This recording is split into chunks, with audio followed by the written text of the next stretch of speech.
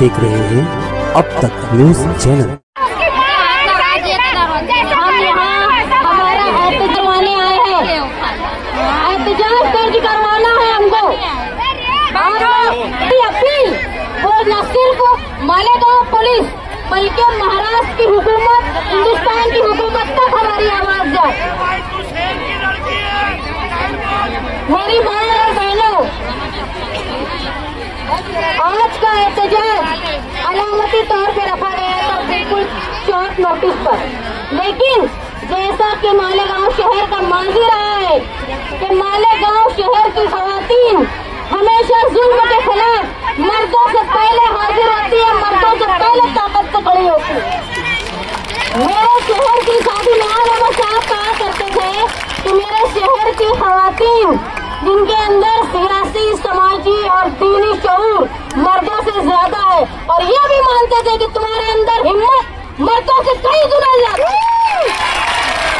हमेशा एनआरसी से लेकर आज तक अगर मालेगांव शहर में क्या मणिपुर में भी जुल्म हुआ तो मालेगांव शहर की खवातीन ने सड़कों पे आके अपना एहतजाज दर्ज करवाया। मालेगांव शहर में एक इंतहाई खौफनाक, दर्दनाक वाकया पेश आया। मोहम्मद कैफ का गुमशुदा होना और उसके बाद उसकी लाश का मिलना, ये मालेगांव शहर की तारीख का एक सियाह वाकया है। और हम अल्लाह रब्बुल इज्जत से इस बात की दुआ करते हैं कि अल्लाह ताला ऐसे जालिम को दोबारा कभी किसी जगह, किसी माँ के साथ, किसी बहन के साथ, किसी बाप के साथ ये वाकया दोबारा कभी पेश न हो। लेकिन मोहम्मद कैफ ये एक अकेला वाकया मालेगांव शहर का नहीं है।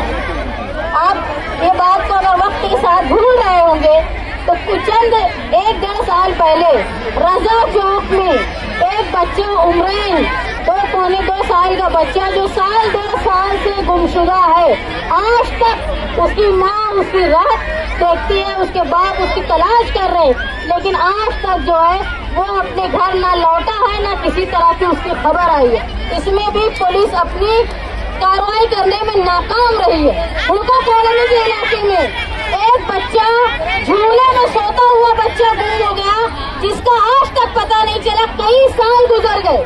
तो ऐसा क्यों होता है? ऐसा क्यों होता है कि इतना बड़ा वाकया हो जाता है, किसी का लाल, किसी का खून अपनों से जुदा हो जाता है और उसकी तहकीक नहीं हो पाती। ये वही मालेगांव है कि एक मामूली से पथराव पे यही पुलिस ने शहर के चप्पे में फसाद जैसा माहौल पैदा कर दिया था। 12 नवंबर को जगह जगह ऐसे हालात पैदा कर दिए थे कि आम आदमी तो दूर की बात है, सियासी समाजी आदमी भी सड़कों पे निकलने को डरता था। और कसूर क्या था कि हुजूर की शान में गुस्ताखी की गई थी, जिसके खिलाफ मालेगांव शहर के लोग अपनी आवाज उठा रहे थे, और उसमें एक मामूली तशद्दुद हुआ, जिसके बदले में पुलिस ने इतनी सख्त कार्रवाई की कि मालेगांव शहर के सारे समाजी सियासी लोग, कुछ लोग डर के शहर से चले गए और कुछ लोग अपने घरों में रहे कि कहीं हमको न गिरफ्तार कर लिया जाए। ऐसा माहौल जब पुलिस बिना वजह गली कूचों में ला सकती थी, तो एक गुनहगार के ऊपर इतना डर क्यों नहीं है पुलिस का? गुनहगार क्यों नहीं डरता है गुनाह करने से पहले कि अगर मैंने कुछ गुनाह कर दिया तो मेरे साथ पुलिस बहुत खराब सलूक करेगी? ये डर क्यों नहीं है? पुलिस अपना खौफ, अपना दबदबा बताने में गुनहगारों पर कमजोर है। मैंने अपने इंटरव्यू में ये भी कहा कि मालेगांव शहर के सियासी नुमाइंदे अपना वजन पुलिस के सामने नहीं बता पा रहे। अगर सियासी लोगों का, आप लोग जानते होंगे, साथी नवाज अहमद साहब थे, अगर वो एक फोन कर देते थे किसी के बारे में तो यहाँ से लेके नासिक तक की पुलिस अलर्ट हो जाती थी। अब ऐसा क्यों नहीं होता?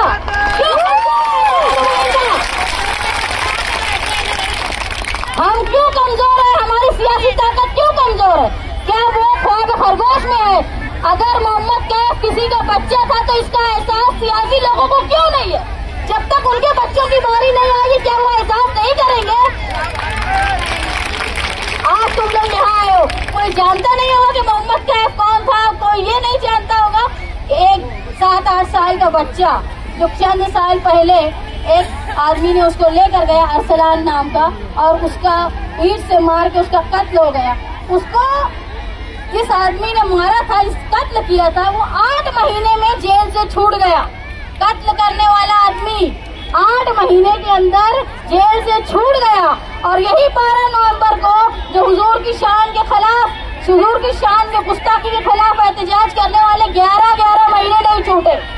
यानी एक कातिल 8 महीने में छूट जाता है। ऐसी रिपोर्ट दाखिल करती है पुलिस, ऐसा केस बनाती है कि कातिल छूट जाते हैं लेकिन एहतजाज करने वाले नहीं छूटते।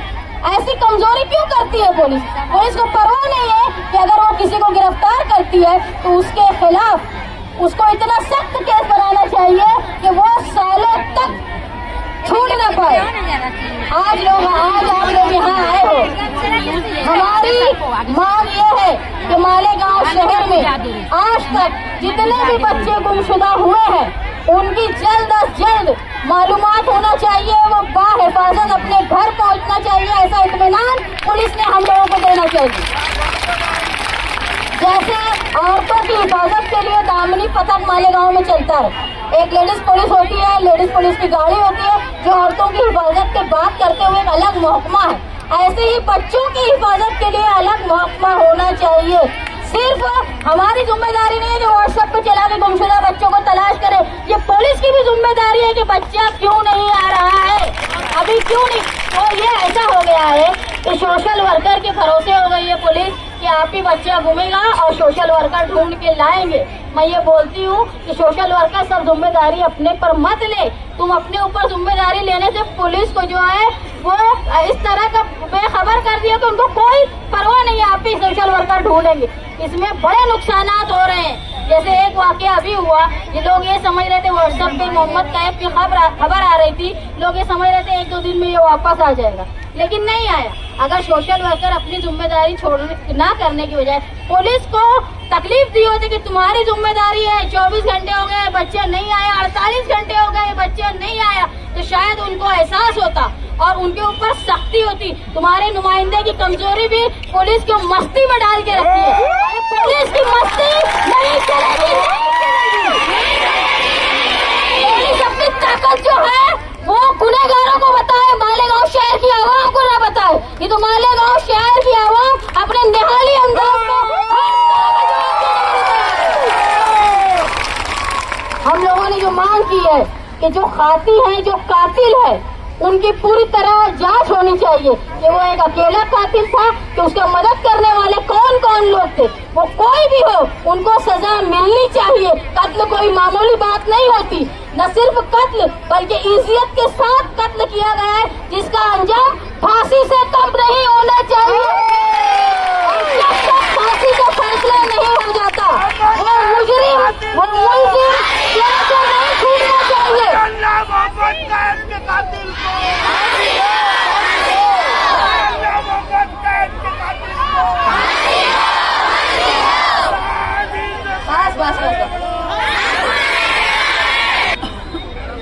एक अलग महकमा पुलिस बनाए, फास्ट ट्रैक में फैसला हो ताकि जस्टिस जो है वो देरी से ना आए। जस्टिस डिनाय, जो जस्टिस डिले होता है वो जस्टिस डिनाय। अगर फैसला करने में, इंसाफ मिलने में देरी होती है तो इसका मतलब ये है कि हमको पूरी तरह इंसाफ नहीं मिला, इसलिए देरी नहीं होनी चाहिए। और ये कत्ल के जो मुजरिम है, ये कातिलों को इतनी जल्द सजा मिलनी चाहिए कि आगे होने वाले वाकयात मुस्तकबिल में करने से पहले लोगों के दिल गुनहगारों को थर्रा जाए, तो वो कभी ऐसा न करे। ये मांग लेके आज हम लोग मालेगांव की पुलिस डिपार्टमेंट के पास आए। ये समझ लो, एक दिन के ऐलान पर ये अलामती औरतों का, खवातीन का मार्च है। अगर पुलिस ने जल्द अज जल्द हमको तशफ़्फ़ी बख्श जवाब दे दिया, मालेगांव शहरियान को तसल्ली बख्श जवाब नहीं दिया, तो ये समझ लो ये जितनी औरतें हैं, एक एक औरत 100 गुना औरतों को लेकर आएगी। पुलिस जानती है तुम्हारा एनआरसी का जुलूस हो, देख लिया हिंदुस्तान में सबसे बड़ा जुलूस है तुम्हारा, उनको पता है तुम्हारी तारीख क्या है।